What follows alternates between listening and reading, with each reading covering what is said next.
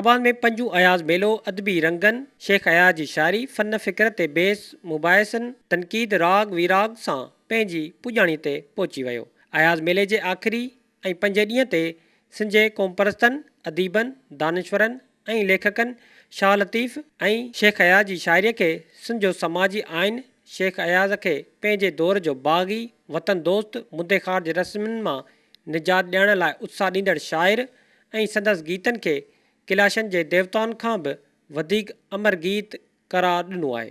उन मौक़े ते क़ौमी अवामी तहरीक जे सदर अयाज़ लतीफ़ पलीजो, नामियारी लेखका नूरुल हुदा शाह, क़ौम परस्त अॻवान अमीर आज़ाद पंवर, अमर सिंधू, सारंग जोयो, दोदो मेहरी ऐं ॿियनि ॻाल्हाईंदे चयो त शेख अयाज़ जेतिरी वॾी सुखड़ी आहे सिंध खे, जेतिरो वॾो तोहफ़ो आहे, जेतिरो वॾो सिंध लाइ महर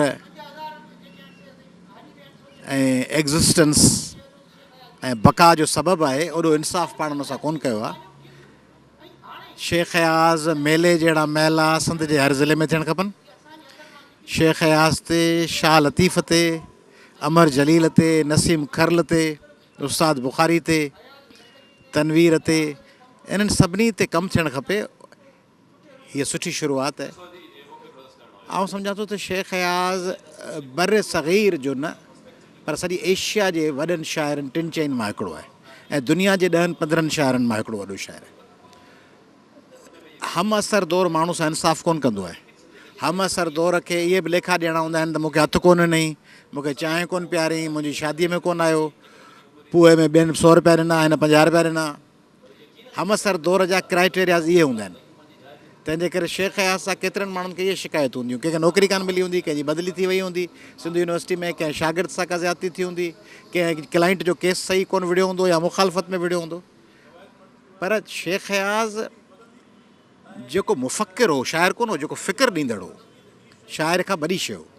शाइर बि हो, मुफ़क्किर बि हो, तारीख़दान बि हो, आलिम बि हो, अदीब बि हो। उन माण्हूअ सां हम असर दौर न ईंदड़ ज़माना इंसाफ़ कंदा। हीउ ज़मानो बि उनखे थोरो वेझो आहे। तंहिं करे हिन में वञा उहे माण्हू आहिनि जेके शेख अयाज़ खे अञा के शिकायतूं या अञा मोहबतूं ज़ाती सबबनि जे करे रखंदा हूंदा। पर शेख अयाज़ ते ऑब्जेक्टिव थी ॻाल्हाइजे, जंहिं माण्हूअ जो हुन सां ज़ाती को बि वास्तो न हुजे, उनखे ॾिठो बि न हुजे, उनजो रुगो किताब पढ़ी, उनजो शाइरी पढ़ी फ़ैसिलो करे, उहो दौरु अञा अचिणो आहे। उन दौर में सिंध खे ख़बर पवंदी त शेख अयाज़ हिकिड़ो जाइंट हो, हिकिड़ो लेजेंड हो। कंहिं वॾे शाइर चयो आहे त अनएक्नॉलेज्ड लेजिस्लेटर्स ऑफ द वर्ल्ड, दुनिया जा न मञियल कानून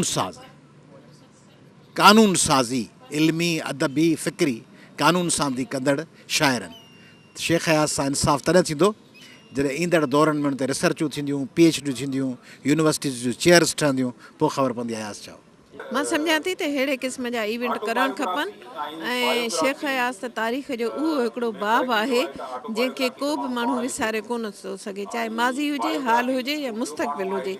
पर अहिड़े क़िस्म जा मेला जेके आहिनि उहो मैसेज ॾियनि था असांजे ईंदड़ नस्ल खे त अयाज़ केरु हुयो, हुन छा पे सोचियो ऐं हुन छा पे चाहियो। ऐं सम्झां थो त अयाज़ मेलो उनजे करे ख़ुशाइंद क़दम आहे जो असीं अयाज़ खे हर साल यादि था करियूं, उनखे भेटा था ॾियूं ऐं उनजी शाइरी ते ॻाल्हाइजे थो, उनजे मुख़्तलिफ़ रुखनि ते, मुख़्तलिफ़ पासनि ते, पहलुअनि ते। ऐं कुझु माण्हू त पंहिंजी मर्ज़ी जो अयाज़ ॾिसणु चाहिनि था, जेको उहो सोचींदा आहिनि त असांजे ज़हन में जेको हिकिड़ो अयाज़ जो तसवुरु ठहियलु आहे उहो अयाज़ हुजे। पर बुनियादी तौर ते अयाज़ छा आहे, उहो मुख़्तलिफ़ रुखनि खां जॾहिं उन ते ॻाल्हाइबो, सोचबो, उनखे नओं रिक्रिएट करे सघिजे थो अयाज़ खे, अयाज़ जी शाइरी मां। जी अॼु मेले जो जेको आहे अयाज़ मेले जो खाना बदोश ते अॼु 5 ऐं आख़िरी ॾींहुं आहे ऐं मां सम्झां थी त हीअ गुज़िरियल 5 सालनि खां अयाज़ मेलो उहो वाहिद मेलो आहे, न रुगो सिंध जे अंदरि, पाकिस्तान जे अंदरि उहो वाहिद मेलो आहे जेको लगातार 5 ॾींहं हलंदो आहे।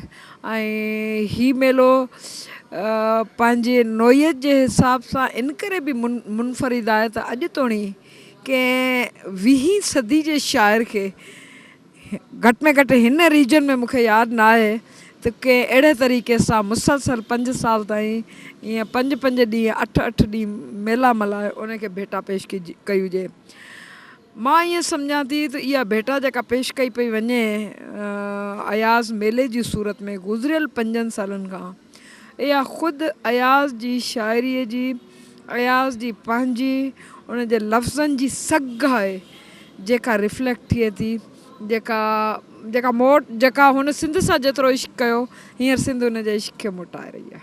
पहिरियों त शेख अयाज़ तमामु सिंध जो हिकिड़ो तमामु वॾो माण्हू आहे जंहिं सिंधी समाज तमामु वॾा असर छॾिया ऐं हुन पंहिंजे सॼी शाइरीअ जा रुख मोड़े छॾिया, ज़हन मोड़े छॾिया। शाइरीअ में जेके ॿिया मौज़ू थींदा आहिनि उन ते तबादमाई थींदी आहे, उन में जेका हुन पैगाम ॾिना आहिनि, उन में जेका जदत आहे, उन में जेका ताज़गी हुई, जेका तवानाई आहे, जेका गरमशोई आहे, जीअं हिन सॼे सिंधी समाज खे मुतासिर कयो। हिननि चयो त अयाज़ थकल ऐं टुटल माण्हुनि खे वरी उथारे विढ़ण लाइ तयारु करे थो।